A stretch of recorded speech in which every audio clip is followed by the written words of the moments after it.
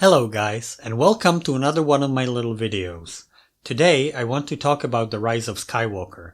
Since it's been out for some time now, there will be spoilers. First, the things I did like. I liked that our heroes spent most of this movie together, and there is great chemistry between them. Actually, the acting in this movie is generally really great, and especially Daisy Ridley and Adam Driver give wonderful performances. There is some decent action in this movie, the production design is fantastic, and of course the visual effects are top notch. I must say I don't envy the VFX people working on some of the ultra complex shots in this movie, but they did an amazing job, so I tip my hat off to them.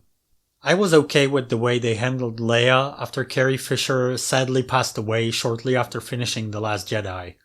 When you know that her part was put together from deleted scenes from the previous two movies, it feels kind of obvious that the screenwriters were given a list of lines that they have available, and they had to write all Leia's dialogue using those. So the dialogue does feel a bit unnatural, and it's clear that her role was supposed to be much bigger. But if you didn't know about it, you probably wouldn't necessarily even notice, and I much prefer this approach to some CGI monstrosity like Tarkin in Rogue One. And that's unfortunately about all the positive stuff I can say about this mess of a movie. I said after Last Jedi that I don't envy J.J. Abrams that he has to follow up on that, because it basically went out of its way to contradict everything that he set up in The Force Awakens. Well, he more or less decided to just ignore it and make a direct sequel to The Force Awakens. Except he couldn't really, of course, because Luke and Snoke are both dead, so he had to figure out his way around that. So Luke shows up as a Force ghost and basically states that The Last Jedi was bullshit, and Snoke is replaced as the big bad by Palpatine, instead of following in what The Last Jedi set up in making Kylo Ren the main villain in his own right. I of course hated the idea of the Emperor coming back when it was hinted at in the trailers, but I still had some hope that they'd come up with some explanation that would make it make sense in the context of the other films. Though I could not imagine what that would be. And, well, it turns out neither could the creative team behind The Rise of Skywalker. The explanation we're given is basically the same as the explanation Maz Kanata gives for having Luke's old lightsaber.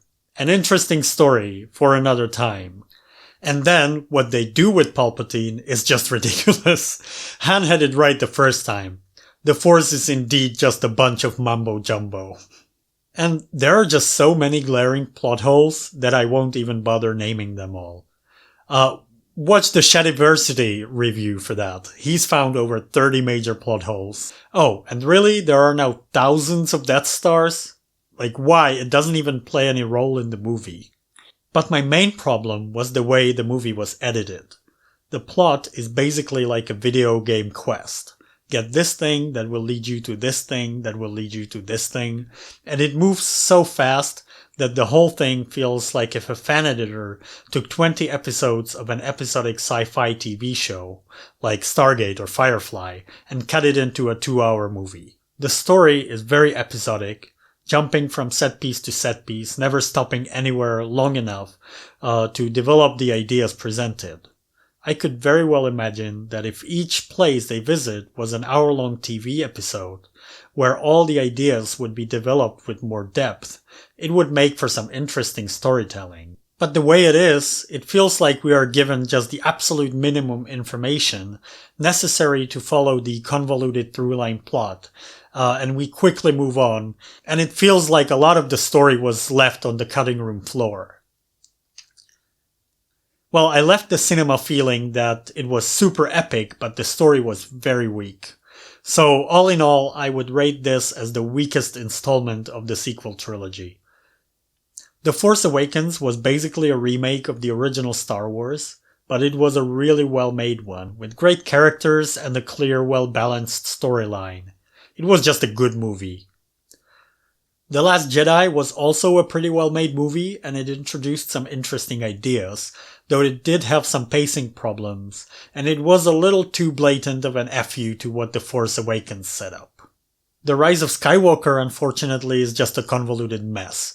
It has spectacular visuals that one can enjoy if they turn off their brains, kind of like the Michael Bay Transformers movies. Well, that's it for today. Thanks for watching, and may the Schwartz be with you.